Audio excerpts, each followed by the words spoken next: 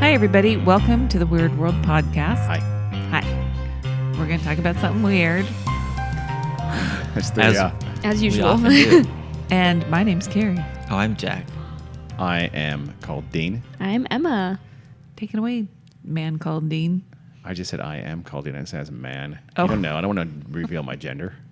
Okay. Sorry. Let's talk about a walk in the woods that occurred over 50 years ago. This is going to be Meriwether Lewis and Haymarket. 50 What's his years name? ago, Meriwether Oh. Lewis. 50 years ago. I missed that detail. Okay. 50 years ago, I was alive. Yes, you were, Yes, you Mom. were. Roger Patterson and his friend Bob Gimlin were wandering through the forest in Six Rivers National Park in Northern California. Oh my God. Oh, where is this? Way up there, way northwest, Northern California. Not quite to the Oregon border, but not too far. Oh, okay. Or, as David Duchovny would say, Oregon. Suddenly, the horses rear up. They're spooked by something.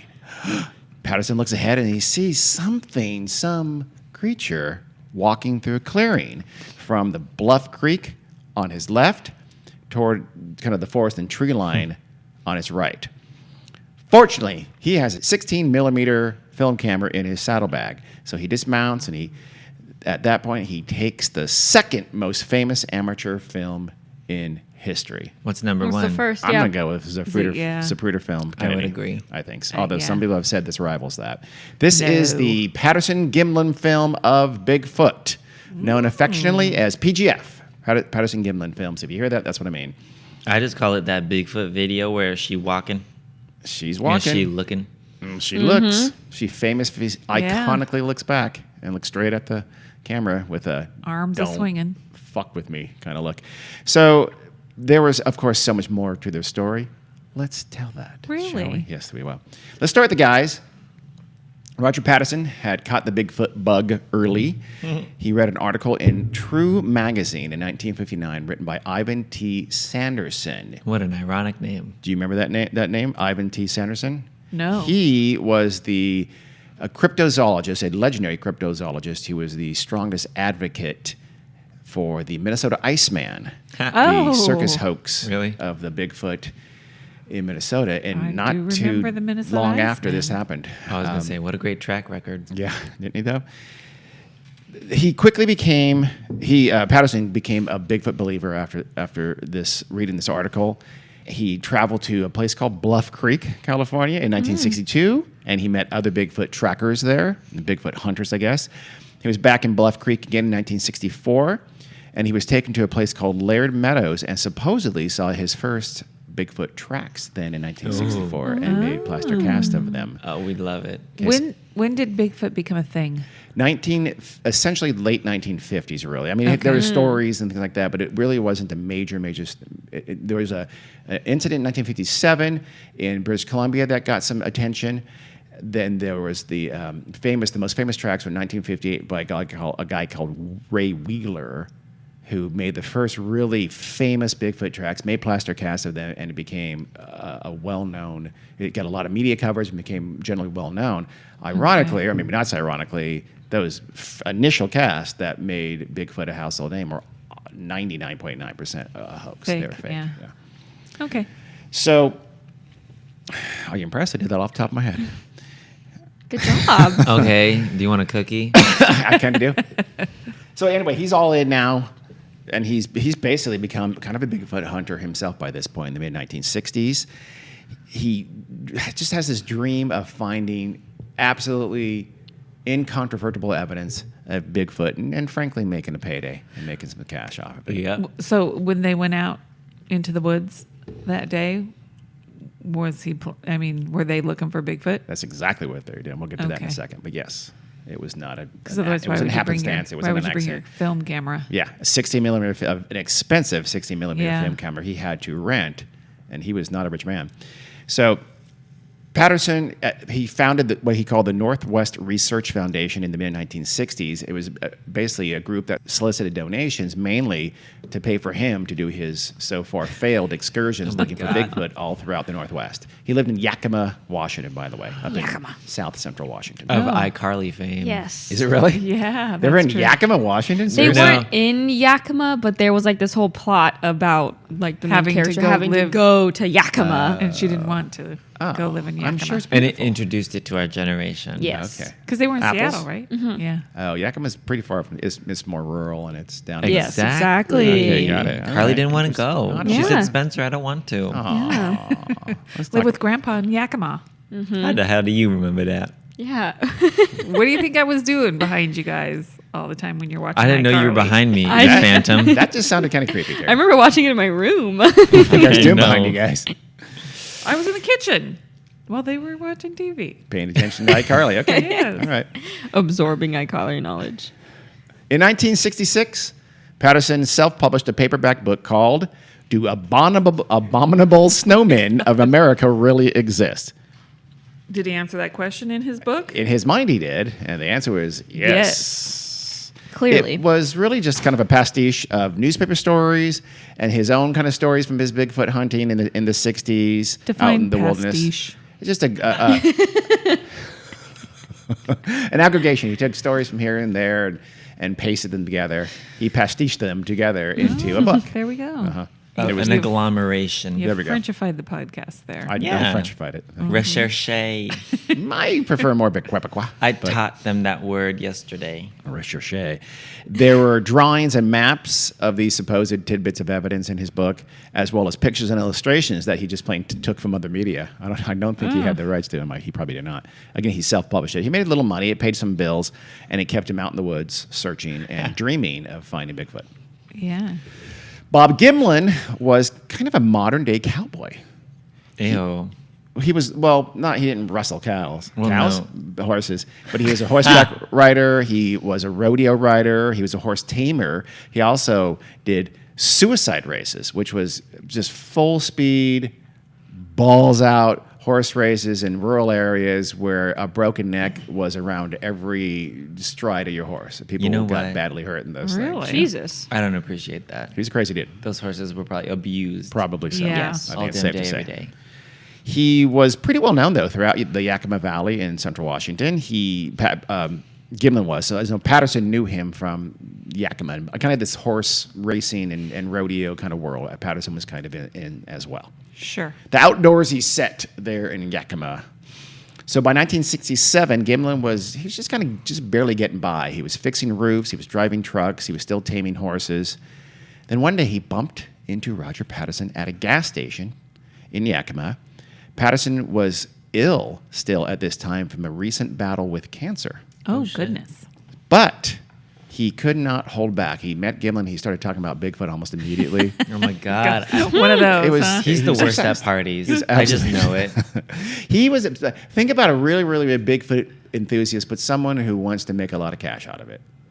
I mean, there's no question. He worst. had dreams of this being a payday. There's Wow. absolutely no question about that whatsoever.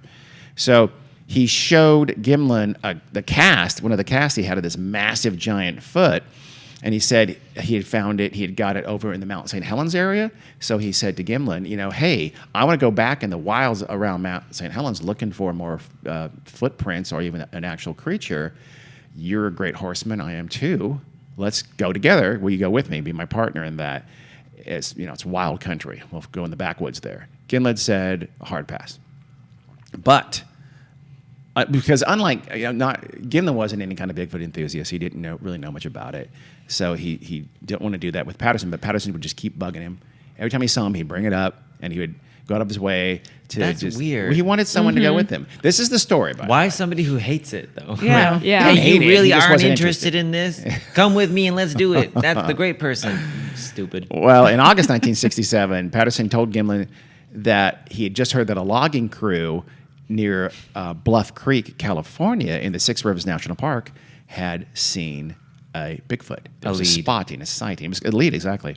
So that was intriguing even to Gimlin. again, as their story goes. Uh-huh. So finally, Gimlin said, fine, I'll do this. I'll go with you down to Bluff Creek down in California, over 508, almost 600 miles away, and we'll go see if we can find us a Bigfoot.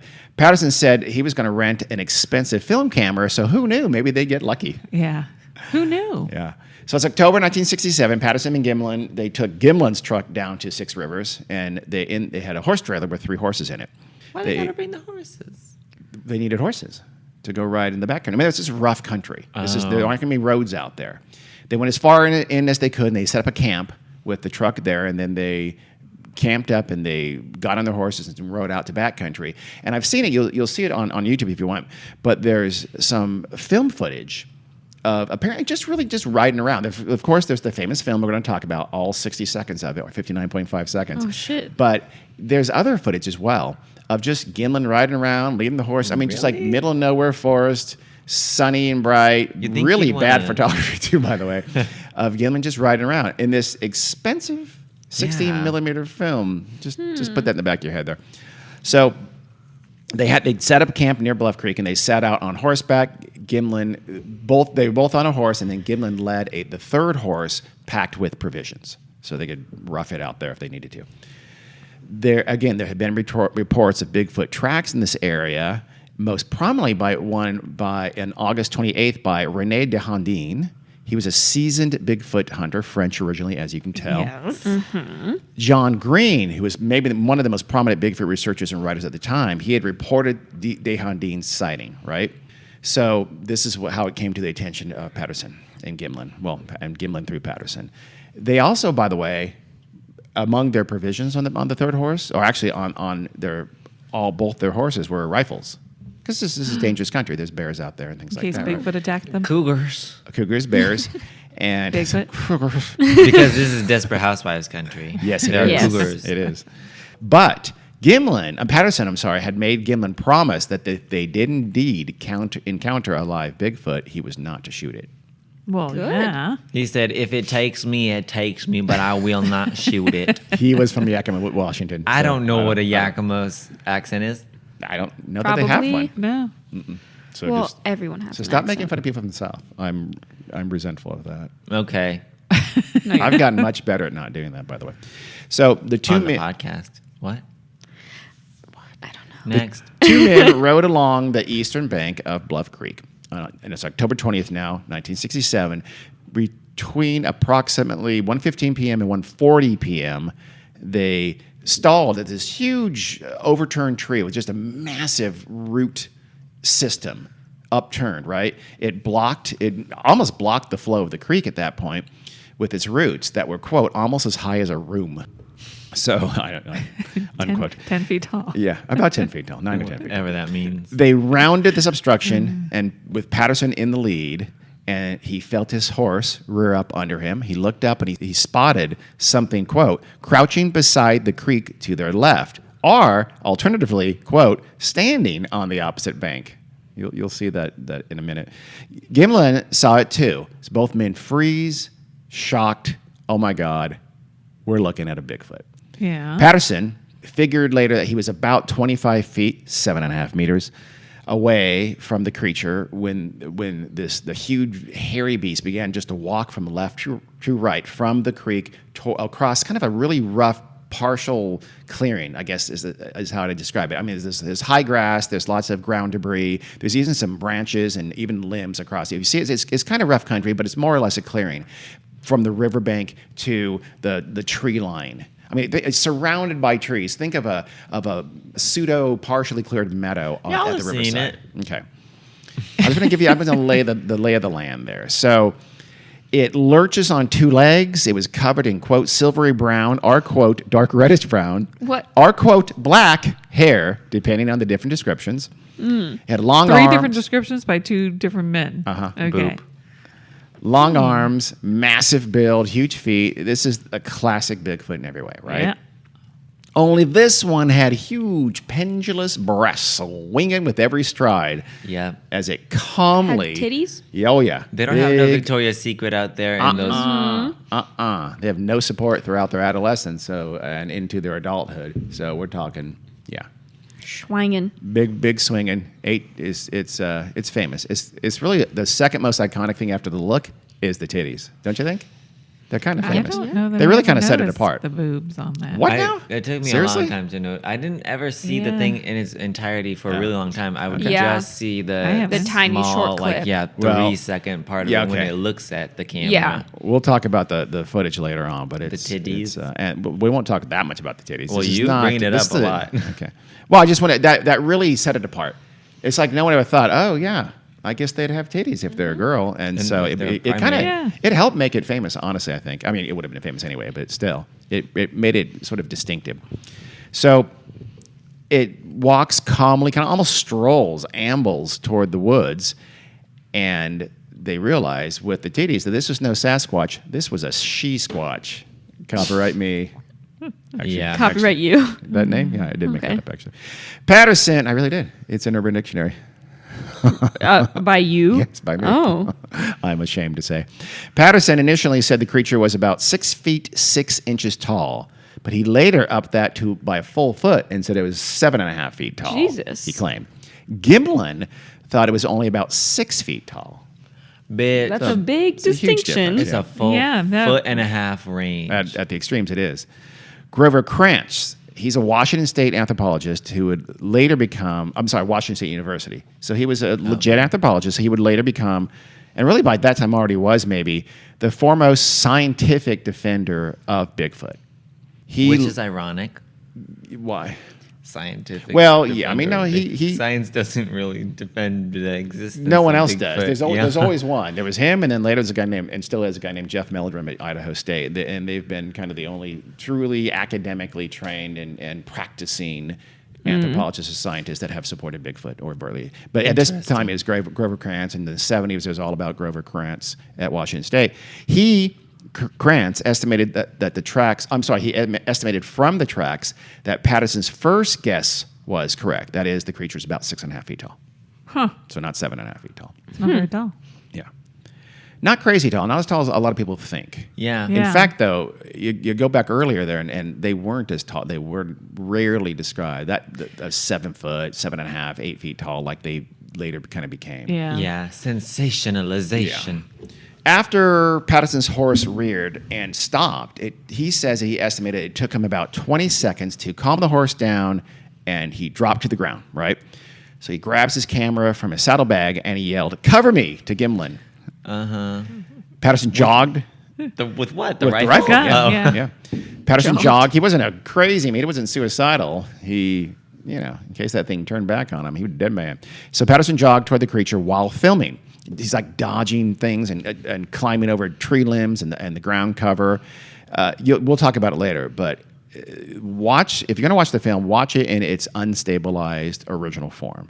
It's horrifically shaky. You can't see anything for a Yeah. long time. It's grainy. It's unbelievably unstable and shaky and terrible. You finally get to that point where he slows down, or he stops and he films, and you get that iconic look back.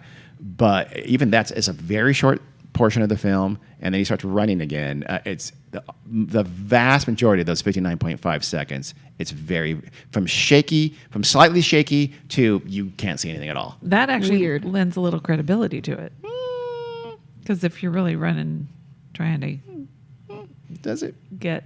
Remember the film, alien autopsy? That was Yes. real. Remember remember that shaky camera work? Yeah. Remember the It reason was for that too shaky high. camera work It was? could There. go What was the either reason? way. I suppose it could. Sure. What I was guess it? that's kind of probably It was the to obscure Yes. what was being filmed. But that one was real. So That was real. You're right. This one's real too. But Little green man, big brown woman. No. we'll snip that out. So I get it though. Gimlin rode across the creek to Patterson's left, and he dismounted and he got his rifle ready, but he says he never actually aimed it. He just was sort of ready to, cover him. Sure.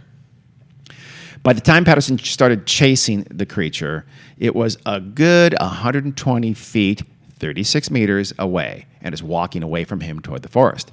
So the 60-second film starts, as I said, incredibly shaky since Patterson is running. when the creature glanced over his shoulder and looked straight back at Patterson, he fell down to his knees and he continued filming from that position, right? And that's where you get. So now the film's a little steadier, and we get that famous look back where he stares straight at Patterson, and that's the most iconic frame of the film. It's frame 352, by the way. Oh my Okay. Patterson said that. No, trust me. People have done this frame by frame. I'm It's- sure. They have. Yeah. But Obsessive. if anything, you indicated earlier that most of those frames are useless. Yes, the vast majority are. You're right. Patterson said that was actually the third look that the creature had looked back at him as he's running toward it. He just hadn't been able to capture the first two on film. The Bigfoot, then he sort of disappears into the woods for about 14 seconds. And it's weird because Patterson continues to go after it and run after it, so it's really shaky for a while. And then he sets up again, filming to where the creature, I guess, should be, and then it comes out back into view and is in view for another 15 seconds until it goes behind trees and is lost to view. So at that point, it's kind of faded into the forest, and the reel of the film runs out. So the reel, literally, as it sort of disappears into the tree line, again, watch the film on YouTube, just and the reel runs out. So that's, at that point, Convenient. yeah, it is a little bit. It's estimated. Patterson estimated that the creature was about 265 feet, 81 meters Okay. away from him. That's pretty far. Very That's accurate. very That's far. Very far. Yeah. And That's, weirdly accurate, yeah. well, I mean, yeah, it is pretty accurate. You're right, and there are lots and lots of questions of exactly how far away he was. Exactly, because Yeah. again, to make we'll talk about this later, but there's all these precise measurements Yeah. made by the advocates of it, and and a lot of scientists have said you just can't do that. It's just it's not possible given the unknowns in that film of distance and size and things Scale. like that. Yeah, exactly. It's much harder than people realize. So Patterson would later tell Bigfoot enthusiast and researcher John Green, that we mentioned a minute ago, that he felt, quote, contempt and disgust, unquote, sort of ooze from the creature's withering glare. That just, it looked back at him and it's like, I love it. Maybe it Fucker. is a Desperate Housewife. you best not follow me. You don't want to be following me right now, bro. Quote, you know how it is when the umpire tells you one more word and you're out of the game. That's the way I felt, unquote. Sure. We all know that feeling. We've all had violent outbursts during our baseball tenure. It's that silent, like, don't even, you need to stop right now, okay? You've said your piece, stop it. It's like you've run after me a little bit here, you're filming me a little while, you better stop there or there's going to be some fisticuffs. Good thing he had that other guy covering him with the rifle. Yeah, he did. That's Allegedly. fortunate. Gimlin remounted his horse and he followed the creature into the forest at this point. Remember, Patterson now has run away from his horse, and in fact, Patterson's horse had taken off, he says. So Gimlin got back in his horse and he went past Patterson and he chased the Bigfoot into the forest there, the tree line. He kept at it. He followed it at a healthy distance, as one would, but when it disappeared around a bend in a logging road, he says he lost track of it. But this is at exactly this time, Patterson shouted for him to come back. He would later say that he was uncomfortable on foot and without his rifle. Remember, his horse had run off, and he feared maybe the creature's mate might be in the area and might come by and be pissed that they chased off his girlfriend / wife / whatever. Okay. So he was scared, so he yelled for Gimlin, stop chasing this, obsession of my life Yeah. and come back to me because I'm a little scared out here alone. So Gimlin came back. He returned to the clearing, and that was it. I mean, that's the incident. That's the entire incident. The entire incident lasted less than 2 minutes.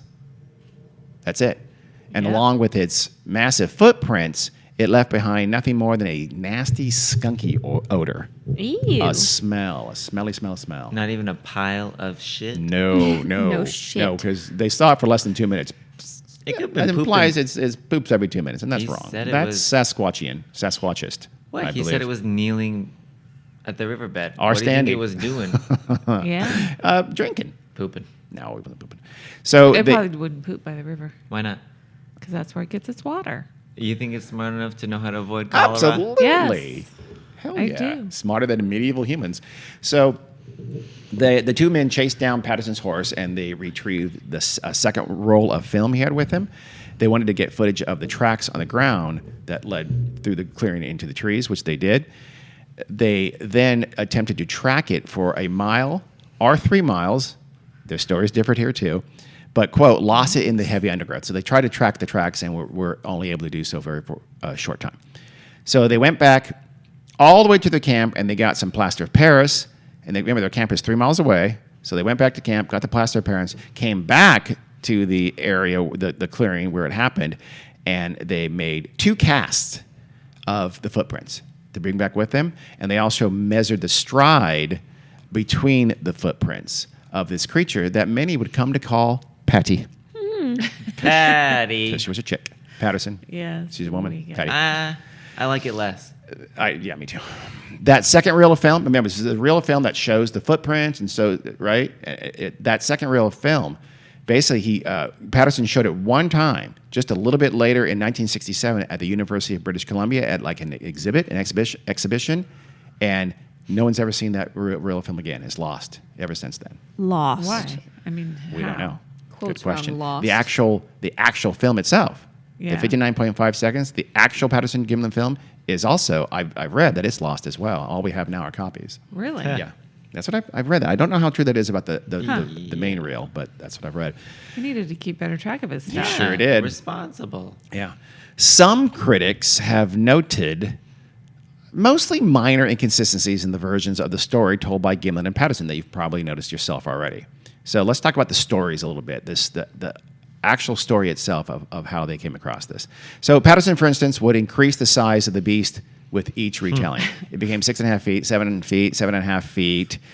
There was also, of course, remember how long they tracked it, its exact colors. There were a lot of little inconsistencies in the details that the 2 men told. And He's not again, very smart. even Patterson had changed his details within his own story himself. So people started thinking, okay, well, Yeah. come on, guys. The most serious discrepancy, though, is the timeline of the filming and then also the kind of how and where the film was developed. This has become a big problem with the PGF believers. So I'll tell you why.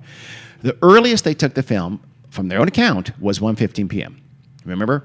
It was between 1:15 and 1:40 that their horse reared up and they saw the Bigfoot. So the earliest that started is 1:15 p.m.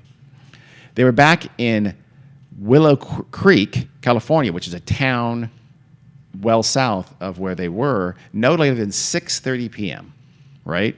So that leaves a little over 5 hours max. In that period, they had to take the footage. Yeah. Gimlin has to, remember, go after the beach and follow it. Patterson has to call him, and Gimlin has to come back. Both have to go and find Patterson's horse and bring it back. They then have to go back to camp, get the second reel, come back, take footage of the track. I'm sorry, no.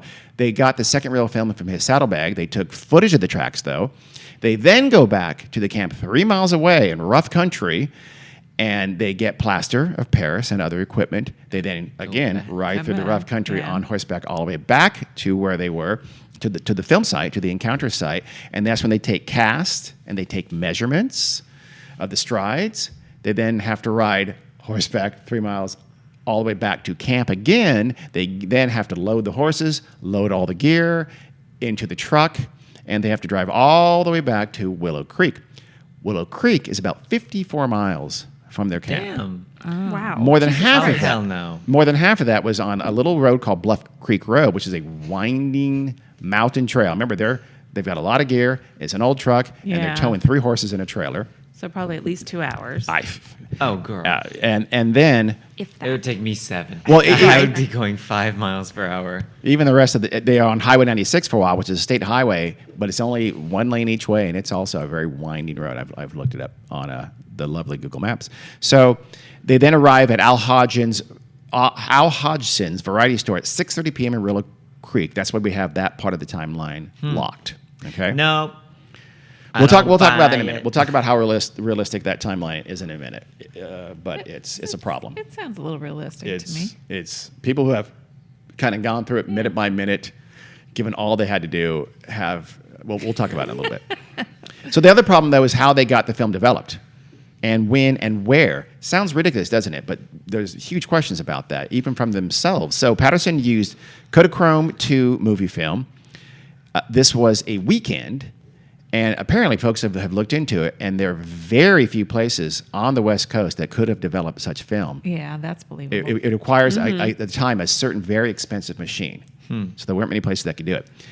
They claim to have sent the film to Yakima, Washington by charter plane. We'll talk about that in a minute as well. Charter plane. Charter plane, yes. Really? Yes, of course. They sent it Okay. ahead. From there, Patterson's brother-in-law, a man named Alda Atlee, we'll hear more about him in a moment, he supposedly took the film to get developed. So they sent it to Al, Roger's brother-in-law in Yakima. He goes at the airport, I guess, gets it, and he is now his response. Roger told him, take this to get it developed, right? He would later say he cannot remember where he took the film to get developed or where he picked it up again after it was developed. He doesn't know where it was. It was kind of a mystery film developer somewhere near Yakima that he took it to. So we'll pick that apart in a little bit as well. Couldn't somebody determine what possible places he could have taken it to? Yes, I'm sure they could, but he doesn't remember where. And so he has plausible deniability for any of those places when they ask those places and say, did someone bring in this film of a Bigfoot to get developed? And they say, no, we remember that. Right. So, I mean, I'll say it now, it's an inescapable conclusion. The reason he forgot where he took it is because he that's didn't. something that can be checked. Yeah. And clearly that's not, I know. And again, at this time, we'll talk about the plane in a second as well, but that was unlikely as well. So now let's go back to the timeline real quick. Yeah. Researchers have studied that timeline that you said is possible minutely. The various researchers have come to the conclusion that their estimates range from super, super, super, super tight, but possible, to laugh out loud, that's ridiculous, it's absolutely impossible to do what they had to have done on horseback and truck and things like that in that timeline. Yeah. It's highly unlikely. Yeah. Is it physically possible? Just barely, maybe. The questionable timeline and the kind of time and place issues with the film development have led many to believe that the footage was shot earlier than alleged. That would explain how they were able to get it developed, who God knows where, when it could have been days or weeks ago before this occurred. And that would explain, the lack of a plane to have taken it, the lack of a place to develop it over the weekend in the timeline that they alleged. It would also explain the timeline. Yeah. I mean, the obvious answer is they should have said, oh, did we say 1:15? I meant, 11:15. I don't know. But then again, they probably, the sun was at a certain angle that they probably couldn't make it too early in the morning. So a lot of folks think that the footage, the whole thing's explained if that footage was taken earlier than they claim it was. No, so now they're in Willow Creek. They've got the film. They haven't sent it off yet. They drove back toward the coast to the Eureka Arcata area, which is toward the California coast up in far, far northern California. There, Patterson called his brother-in-law, Alda Atlee, and said, hey, I'm going to ship this film up to you in Yakima. You go pick it up and get it developed. So that's how they arranged for that to happen. Then at that point, I guess they would have had to arrange for this alleged charter plane to transport the film. So Roger and Bob Gimlin then drive back to their camp, way back up, all the way back up in Six Rivers National Park, because they need to get their horses. I'm sorry, I misspoke earlier. They left their horses and a lot of their equipment there before they drove back to Willow Creek. So I misspoke. Yep. That would save a little bit of time. Yep. That's what I was just going to say. Yeah. But that's a little bit weird, isn't it? Are they in a hurry? I mean, why not? I mean, I guess I think they thought they might go back and look a little more for the Bigfoot. I guess I'm assuming. But on the way back to their camp, they stop at a place called Lower Trinity Ranger Station, where they had a scheduled 9 p.m. meeting with a friend named Sil McCoy and Al Hodgson, who owned that variety store down in Willow Creek. So they had already arranged to meet those two guys in the ranger station at 9 p.m. that night. I don't know. What for? Yeah, It's why? just meet up and talk about what they saw. I mean, they were on a Bigfoot hunting expedition. They had the camera with them. Yeah. Okay, I guess I that guess. checks out. I So guess. just meet up, talk about Bigfoot. Yeah, basically. Yeah. So they do, and they tell McCoy and Hodgson what they just seen and what they just filmed. And this is the first time that they had told anyone, right? I guess when they're back in Eureka, they didn't tell anyone. Patterson, at that point, from the ranger station, calls the Times Standard newspaper in Eureka, which is right by where they just were, and he tells them, here's what just happened. Here's a news story, hot off the press. You guys have it. This was the first media report of the film ever, was through this Time Standard in Eureka. Gimlin and Patterson finally got back to their campsite at midnight, which also makes it a little weirder too. I mean, really, is that? I mean, you're out in the rough country. I don't know. It just seems a little bit odd to me. Why? I mean, The meeting. I mean, the meeting. Oh, Why set okay. up that meeting? I mean, what if they hadn't gone to Willow Creek that night and just camped out by their camp where they were? They would have driven all the way down to the ranger station to meet those guys. What for? You're out there for a reason, hunting Bigfoot, guys. This is not a party. I don't want to talk about I it. suppose. Was the ranger guy? I forgot if you said or not. Was he also a Bigfoot enthusiast? I don't know. Yeah. I don't know if he was. Oh, or not. I was gonna say if he was a Bigfoot enthusiast, I could understand it more. Yeah. Because like if you go on a trip for Bigfoot, you probably want to talk to other Bigfoot Right. enthusiasts, but not Yeah. just this random ranger man far I know, away. but That's odd. It's still, say it's like a weekend or a 3-day. I don't know how long they planned on being their excursion. I don't know that you need to drive miles and miles and miles on country roads at all to go visit with people. Just talk to them after you're done. Yeah. Right? It's only a couple days.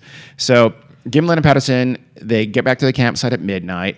At about daybreak the next morning, which is around 5 or 5:30 in the a.m., Gimlin rode back to the location of the encounter, and he covered the tracks with bark to protect them from the elements. He had gotten some cardboard boxes from Hodgson back in Willow Creek at the variety store for this purpose, but he had left those boxes outside the tent during the night and had rained, and so they were soaking wet, so he goes back with bark to protect the tracks. It doesn't work. No one else ever saw those tracks, by the way. Yeah. And then they got kind of worried because it's raining, right? This is the day after the encounter. It's raining, and they thought, gosh, we're worried that the road might wash out, so we won't be able to get back until they can fix the road. So they decided that that's it. We're going to head back for home now rather than stick around and look for more physical evidence of Bigfoot.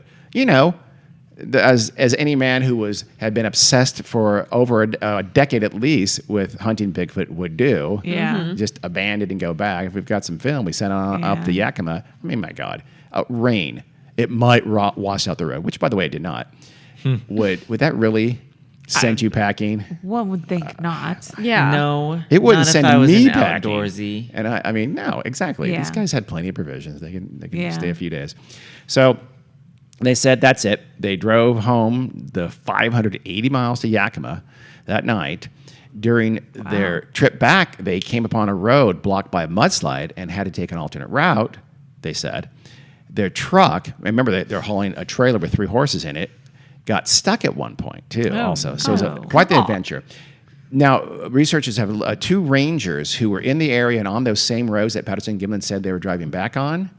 They said they never saw any side of them, never saw any truck stuck on the side of the road, and they never saw a truck pulling a horse trailer either.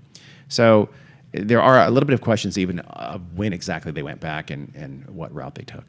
Huh. So and that could be nothing, but there are. Yeah. It's a lot of holes being poked in a lot of different ways into their story. So that's their story of how it happened. Now, here's this kind of what happened? What do you do with this incredible, this magical, earth-shattering, history-making film footage? Right? Patterson got developed, and he figured it would take the scientific world by storm. Yeah. That every scientist would be all over him, Yeah. and he would make so much money from this. He could sell it for All those exhibition and rich things like that. scientists.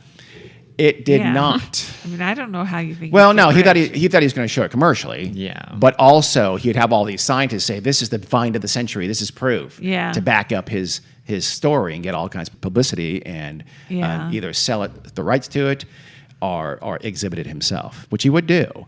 But the first part of that, which was have science go crazy over your film, just flat didn't happen. Yeah. There was instead of a big buzz, it was a big yawn Ha. for this footage right away. Few researchers or scientists even agreed to even look at it. The handful that did said, I mean, yeah, maybe it's a Bigfoot, probably a guy in a suit. Okay, neat.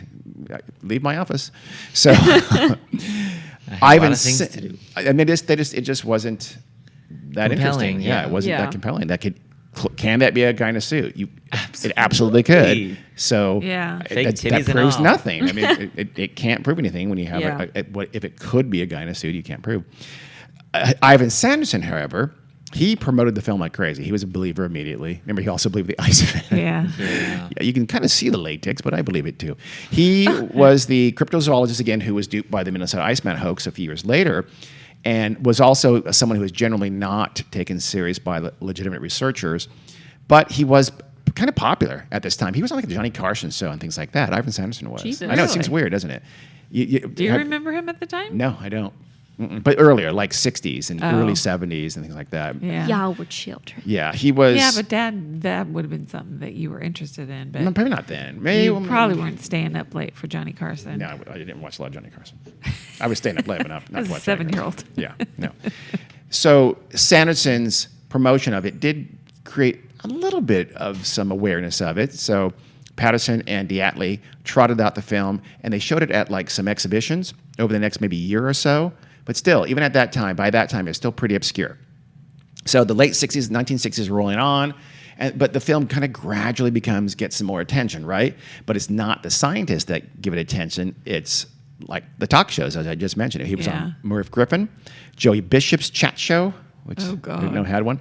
And again, the Tonight Show, Johnny Carson had the footage on. Usually it was Grover Krantz, the one scientist who took it seriously and was a believer in it, who would go on these shows and talk about the film and show the film. So it was Oh. gaining some traction at this point. But not Patterson. Patterson and Gimlin didn't get Patterson, to go? no, Gimlin. Well, you'll see in a second. But Patterson he kind of had a face for radio. In fact, he did go on. Oh, my no, God. it's not that. It's that he just didn't have a. He didn't have a. He was homely. No, he didn't have a personality.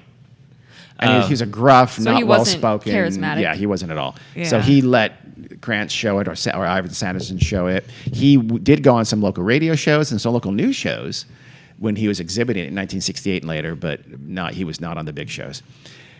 Still getting a little love from the scientists in the United States, Patterson says, you know what? I'll let the famous French researcher René Desjardins take it to Europe. So in 1971, René Desjardins takes Wait. the footage to Europe. I think it's. Is it a J? It's a Desjardins. I'm Desjardins. pretty sure. Is it a J? Isn't it Desjardins? It's Dahindin. Oh. Ain't no J nowhere. I thought you were pronouncing- Dahindin? I don't know. Mispronouncing. Yeah. Dahindin? Desjardins, which is a name. but Yeah. I'll just call him René. yeah, Okay. safety. He takes it to Europe in 1971. And same thing. The few scientists there that even would look at it thought it was a big shrug. Just like their fellow American scientists, they gave it just a meh. No one was very impressed. The only people who were impressed were a couple of few scientists in Russia. Those are the only scientists that ever really gave it a lot of seriousness was some Russian scientists in the early 70s. Interesting. Doesn't Yeah, surprise me. Doesn't surprise me at all. So Patterson took his show on the road again, but now in kind of a bigger way.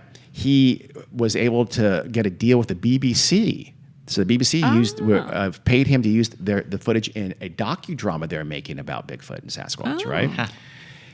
In exchange for letting them use the footage, the BBC let Patterson exhibit their docudrama back in America.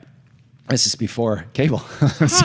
So it's like, yeah, no biggie. This show is for the English audience. You can show our docudrama for money in the United States if we can use your footage. It's kind of weird that the BBC would be producing a thing about Docudrama Bigfoot. about Bigfoot. Yeah. Well, I don't know that it was a real credulous. I don't know what show this Yeah. was, It but probably wasn't. yeah, I don't know. It was probably like, look at these silly Americans. And then they cut it a little differently for the ones that they sent him. And they blurred out the yits. So as The Yeti tits. the Yeti tits, Nice. the yits. So as what? Is that okay? How about Ubes? Would you prefer Ubes, Carrie? You. Yeah. What's Ubes. wrong with that? Yeah. Ubes it is? Okay. Yes. Yeah, Carrie doesn't like He the uses words that I T don't word. like. The T word Like is one tits? of them. Yeah. Yes. Okay, well, okay. What's wrong with tits? I find it offensive Titties. because I just agree with your mother on Titilatas. everything. We're going to say Ubes then, because I care. Okay. Her teeth. So Diatley and Patterson, they started renting local theaters, cinemas, and in the Northwest and the Midwest of the United States, and they would go, so they'd schedule some showings, they'd take in a bunch of ads for the showings and say, hey, come see this incredible footage, blah, blah, blah, and they'd show it for a few days in a row, and the agreement was they would take a portion of the gate of the receipts. Diatley, again, the brother-in-law, would later say that he made about $75,000 from his half of the proceeds from this. Wow. Good God. In 1971 dollars, How much do you think that'd be nowadays? 2.1 million. No, girl, no. I'm gonna say 700. No, that's too convenient. 540 million. No, Million? thousand. Carrie? Around 300,000. $475,000. Wow. That's a big chunk of change. I was closest. If he's telling the truth, that's a shit ton of money. Yeah. So now you might ask, as I think you were going to a minute ago, Carrie, where was Bob Gimlin during all this touring and publicity? Yeah. I would have thought if I were him, I'd be like, give me half of the money. That became quite the bone of contention. It was a third of the money. He thought he had a deal for that. Oh, yeah. He was laying low. He didn't talk about it. He would not talk about that until the 1990s. Why? Well, I think I know why. Okay. You We'll know, save say it. so. Okay. He Gimlin would later claim that Patterson and Diatley had cheated him out of his third of the royalties that they had promised him. He didn't know how much money they were making, had no idea. And this is, by the way, was absolutely the MO of Patterson. He was infamous for not paying anything out. Many, although, took his silence to wonder if maybe he was a little queasy about it. That's what I was His role in the thinking. film. Ah. Yeah. I mean, some have said that's why, because again, Yeah. he clams up for decades before he talks about it. So after feeling like Patterson and Diatley were never going to live up to their end of the bargain, he actually sold his third of the rights for, it's been reported, about $10, which doesn't make any sense. To I don't who? know. $10. Yeah. It's a fellow, I think it's Rene Desjardins. Huh. Okay, who would eventually get half the rights to the film. It's like I can offer you $10. I can't. But I read that in just one Yeah, source. I that's- cannot believe he did it for $10. That seems crazy. I'll take a sandwich. I was gonna say, and yeah. put Yeah. some Coke in my hands. Just And a little maybe a bit. couple amethyst crystals. Like, oh no. That seems crazy. But anyway, he sold it off and he didn't have the rights. He would, however, win a lawsuit against Patterson's widow and Al Diatley in 1976 for an undisclosed sum. So he did get some kind of payout. My guess is it wasn't nearly as much as they made. Also, $10. Ironically, he That got was 20. quite the spoiler. he got 15. No, it's not that big a deal. What, that he dies? Yeah. Patterson dies. Patterson died. We all die, Mom. Yeah, Well, you yeah, heard. but before 1976. Yes, he does. Sure. Still, publicly, even after this settlement, Gimlin again remained silent for about another 2 decades. Wow. Patterson Jesus. would later sell various distribution rights to various entities, some of them overlapping rights, which is illegal. Oh, Yeah. Yeah, there's a whole bunch of lawsuits, some of which were still pending when Patterson died from cancer in January of 1972. Cancer. Oh, 1972. Yeah, he had cancer. He was dying when he made this film. Oh, Really? wow. Oh, yeah, you did say. Yeah, he had cancer. It was so he lived another 5 years after the film, but he was not in good shape. 4.5 years after the film. So was wait a made. minute. What? How is this dying man trekking through this rough ass country? He wasn't on his last legs yet in 1967. He But- didn't die for 4.5 years, but he seems did have wasn't cancer. The pinnacle of health either. I think he was in remission because remember he was recovering Okay. from cancer in early '67 when he Yeah, that's true. bumped into Gimlin. Yeah. So he was kind of in remission in later '67 when they made the film. Yeah. He left behind a string of people he owed money to from a variety of Bigfoot hunting efforts. So Wow. his whole life he never paid any of his bills to all those people. So maybe he just did this to set his wife up. That's exactly what people think. Oh Yeah. my god. Really? Now, let's talk about the film. We're going to dissect the film first from the pro stance and then from the con stance. That is, the folks who believe that it's a real film of a real Bigfoot. Okay, let me get in the mindset. And then, Ooh, that one guy, Grover Krantz. yeah, we'll be mentioning Grover. And then after that, we'll dissect them. We'll start part 2 next week, folks. We'll dissect the film from the critics' point of view. There have been several technical studies, air quotes, and other analyses of the film that have supported its authenticity. These studies have generally been done, though, naturally by Bigfoot believers. Again, remember, the vast, vast, vast majority of, academic, legitimate, quote-unquote, researchers have ignored the film for the most part. The people who have really dissected it have almost, for the vast majority, have been people who believe it. Well, that doesn't sound very open-minded. No, yeah, you're right. It's not. Yeah. But remember, Well- if you're a practicing anthropologist and you take one look at it and say, it looks like a guy in a suit, are you really going to waste time doing the kind of work it would take to dissect that film? Because Probably not. You don't And have most a lot have of not. time, Yeah. probably. But you're right. I mean, and there's also probably pressures within the discipline, like, okay, you can get laughed at if you do this. So Yeah. I'm sure there Figure is that like out. that. Okay. So mostly Bigfoot believers have done these studies. Many of them, by the way, have not even been technical experts, including the Rene Desjardins. He has done some of these studies. He's a longtime Bigfoot researcher who also happens to own 51% of the rights to the PGF. So that's a Wait, he owns It's all 51%? biased. yes, he now does. 51%. He's able to get Wow. another share from the widow Yikes. to get a majority of, or Diatley maybe. I think she owns the rest of it. The widow. Roger Patterson's widow owns the rest. These studies have brought up a number of points in favor of the film. So let's talk about the film speed. There's tons of discussion about the film speed in the PGF world, right? It's basically Patterson's rented camera, which it was an expensive and pretty sophisticated 16 millimeter camera, which, by the way, he kept past his due date. And they had to call the police and get an arrest warrant for him before he turned it back. He gave it back to my them. God. The guy was just a crook. Wow. There's no getting around it. I think he's going to, let's see if they ask for it back. Oh, shit, they called the police up No there. shit. Here you go. Yeah. They're I going know. to ask for their very expensive, specialized camera back, you Camera idiot back. bitch. So this camera filmed at variable speeds, all the way from 16 frames to like 54 frames per second, something Wow. like that, right? That's impressive. It is. Or 48, something like that. Patterson claimed he filmed the film at 16 or 18 frames per second. This is important because 24 frames is the normal film speed. That's how we look when we're looking normally. Renee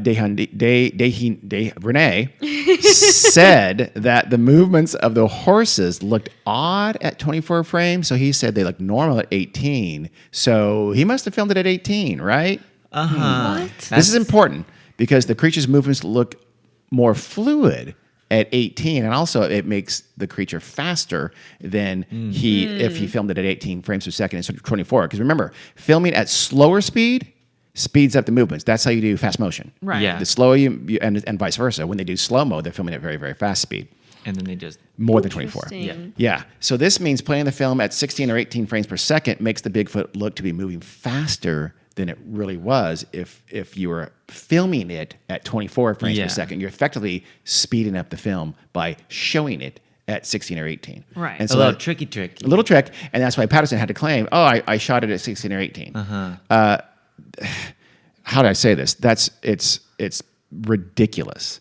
Filming at 24 frames per second is overwhelmingly the normal speed anyone would film anything at, particularly if they wanted to sell this to any kind of TV or film roasters. You would absolutely film at 24 because that's what their expectation would be. Right. It makes no sense to film it at any different speed, let alone one that speeds it up. So, Wait, I thought we were talking about the pros. well, okay, I'm sneaking Yeah. in some. We'll get back to it, but I just want to mention that 24 is the norm. Patterson said it was at 16 or 18. We'll see. So, the morphology of the creature is also another bone of contention. And some of the folks, does the creature look like a creature or does it look like a man in a suit? In Renee's analysis that he conducted with some Russian scientists who were big fans of the film, again, Russians were about the only Europeans who were responsive to the film. They had a Russian sculptor come on and say, quote, "The better a costume from the anatomical point of view, the worse it would be from the viewpoint of biomechanics. What does that even mean? A clever I costume think on a I- moving hoaxer would expose, not conceal, a fraud." You tell me what that means. I have no Wait, idea. that second part, I can kind of see what he's going Yeah, for the first he- part, but the second part makes no It's kind not of a sense. costume because if it was a costume, it would be obvious. And it wouldn't be natural. But why would it be the better a costume from an anatomical point of view? Why? The worse it would be from a viewpoint of biomechanics. Why? I don't- That that is- part I don't Yeah, get. that it's an doesn't- assertion. I have no It idea. doesn't make Yeah. any sense. It's a non sequitur. Just So- say a bunch of words Yeah. and confuse people, and He's they'll like, I believe have you. smart. I have to be smart now. Thank you. Another Russian group said the creature could not be human on the basis of his weight and its gait. His weight and his gait. His weight and his gait. As to the gait, that is the way it walked, they argued that no human could walk like that. Oh, okay, What? okay. I It was could- too I confident and could walk like unswerving. I could walk like Seriously? that right It now. was too confident. Bitch, give me some alcohol and there I go. Donald Trump could walk like that. Yeah, No, he can't. He does walk like that. Yeah. Unswerving, not down a slight incline. And as for the True. weight being impossible, they cited the ponderous momentum of the arms, the bend of the knees, and the flatness of the feet. That's absolutely ridiculous. This is the pro. Yeah. We're going to stay positive here, people. Oh, sorry. That makes so much sense. Oh my God. Yeah, I can totally get see it. it. The flat feet, people don't have those. No, I've never met a person It's with flat impossible. feet. It must have weighed 600 pounds then because it bent its knees. Mm-hmm. The creature's locomotion has also been studied by others too, including Grover Krantz. He argued that its stride and its center of gravity proved it was a real creature, not a human. That his movements are too different from a human to be faked. His knees are more bent than a human bends its knees. His feet come up higher off the ground than a human's come up. Its strides seem very long, too long for a natural human walk. Jeff Meldrum, he's the Idaho State University anthropologist who's kind of replaced Grover Krantz as the one academic guy who is a believer. He says that he claimed that an animator named Ruben Steindorf had validated the creature by reconstructing its skeleton in computer graphic form, and that this showed that the ratio of its upper body was longer than its lower body in normal humans. That it had the upper to lower body ratio was longer than humans, was a larger figure. Okay. I would like to see that skeletal reconstruction. Yeah. That'd be interesting to I see haven't what seen you it. think I it would I look like. didn't watch that one. Meldrum also points out that he points out to what looked like muscles moving beneath the hair and the skin, and also some muscle mass. It's like there's the trapezoid right there. There's the tricep that correspond to what a living creature would have. He cites that as huge evidence that it can't be a fake because it has muscles, and he can see the muscles moving. That's interesting. That is. We're keeping a positive attitude here. Jen. Yeah. I believe it. Bill Munns has become a huge advocate lately. He's a special effects artist behind such movies as The Return of the Living Dead, Swamp Thing, and The Beastmaster. Well, he knows then. More of an 80s guy. He does the practical effects like prosthetics and makeup, right? He's probably on one of those TV shows, I imagine. Maybe he is, actually. I don't know. Munns has taken up the cause of the PGF, and he supports it generally. He uses he uses that classic true believer maneuver that is to flip how science actually works, and argues that if the film can't be proven a fake, then it must be It's real. gotta be real. Sure. That's not how it works, Mr. Munns. You hear it so often, and just go down the rabbit hole just a little bit, and you hear the film that has never been conclusively debunked. You hear that all the time. This film has never been debunked. But that's not how the world works, shithead. So Munns cites 4 key factors. 1, the film is actually pretty good. It's not that shaky. It's not the grainy, shaky mess that the critics claim.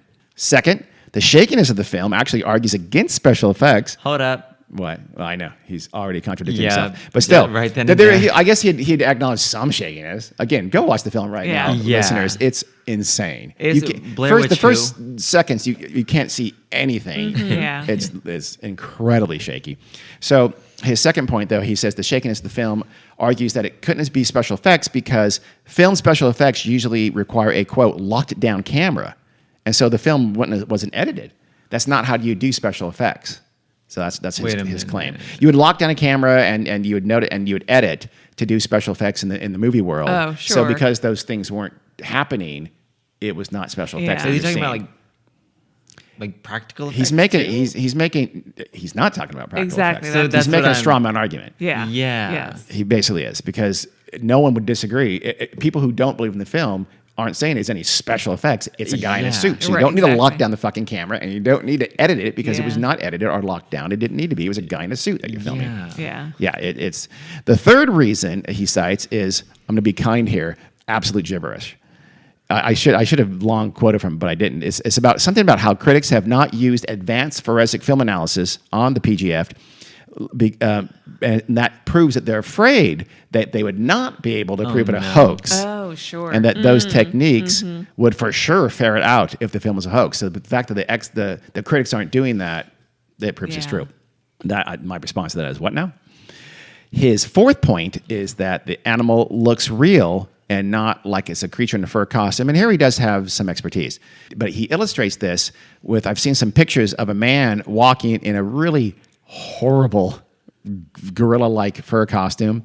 I mean, I'm assuming that Munn's dressed up his actor in this costume, Yeah. and if that's the best he can do, how the hell did he have a good job on Beastmaster? 'Cause it's Well, I could ridiculous. see him trying to do a purposefully Yeah. bad. It looks like exactly. It looks like Yeah. it's like a fucking banana split without the head on. Yeah, he's just trying to go It's- to Party City. He's going, see, that's what it would look like if it was a man in a costume. No, because it wasn't a horrible costume. So generally, these arguments are all pretty much nonsense. But if we assume that if we assume, as we just talked about, that it was just the film of a man walking across the meadow in a suit, then it takes care really of his first three arguments. They're kind of, especially the first Yeah. two, Yeah. they're not valid. So that's why you won't find any effects or any editing on the film at all. You didn't need any. That's not how they did it. But and of course the third one is like it's not even an argument at all. It's just him saying a word salad. And plus, remember, he is. As far as the first point, he's utterly delusional. It is, in fact, incredibly shaky. He's not accurate there. It would be worthless as a nature film, but it would be very, very. It would be perfect if you wanted to maybe obscure your subject a little bit from overly close analysis. Again, a la Alien Autopsy. The fur costume question does. I mean, he's not wrong there. If it's a fur costume, let's be honest, it's a fantastic costume. Yeah. It's a Yeah. great Yes. costume. It's It Miss is. Doubtfire level good. Yeah, it is. Hello, said Patty. They should have called her Patty as an homage. They That did makes no call sense her whatsoever. Patty, you said. No, he means Mrs. Mrs. Doubtfire. Oh, Miss. Yeah. Oh, yeah. That's Euthanasia or something like that. Wasn't it? What's her name? Euthanasia. No, what was Miss Euthanasia. Doubtfire's first name? I don't remember. It was something like that. I'm not far off. It is Euthanasia. Euthanasia. Yes. Hey, listeners out there, if you name your I child don't know how to Euthanasia, say it, but it's Tell similar us. to that. Eugenia? No. Oh. Robin Williams. No. Yeah, her name- R.I.P. What was Mrs. Doubtfire's first name? This is live action Carrie doing some research here of Euphegenia. Euphegenia. I like Euphegenia. But she said Euphegenia. it's Euthanasia is something better. like watch Miss Doubtfire again, Okay. and it's similar. I'm not going to watch this for a minute. Oh, I'm Euphegenia. Here we go. I'm correct. I know I am. Okay, sure. So the fur costume, though, it comes down basically to this, though. It was a man in a really, really good costume, or it was a Bigfoot. That is a massive primate living in a modern, well-explored world that has left behind not one single scrap of physical evidence in decades and decades of sightings. Yep. And Yeah. if you say footprints is physical evidence, footprints are not physical evidence. Nope. They're evidence of, they're a trace of that. They are not actual physical Yeah. evidence. That would be Bitch. fur and poop and bones and bodies, which there's literally nothing. So you pick. Yeah. Munns, by the way, has no biological or physiological or zoological training whatsoever. He can just say that he just basically says, I don't see how someone faked that suit.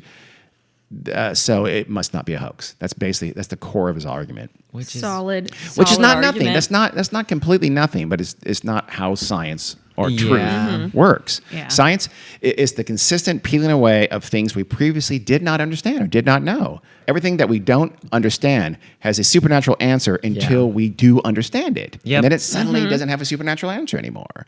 Oh, there's lots of things I don't understand that I don't think are supernatural. Yeah, because you have logic. Yeah.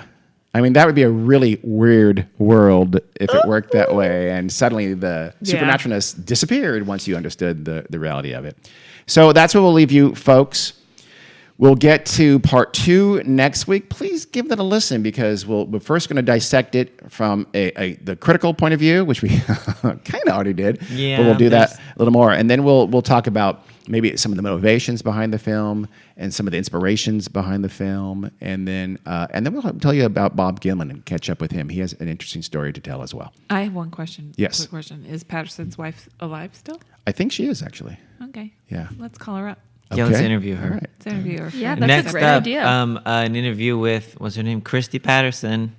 No. Yeah, I think Olive? it's Patricia. Oh, I believe. Euphegenia. I think. I'm not Euthanasia. sure. It's Euthanasia. Yeah, I think her name is Euthanasia. It So that's it, is. folks. Please, Carrie. Listen to us next time. And do all the other things at... Weird World Podcast on all the things. Weird World Podcast at Gmail and Weird World Pod on Twitter. Thank you. Until next week, we'll take this up again. Goodbye. Bye.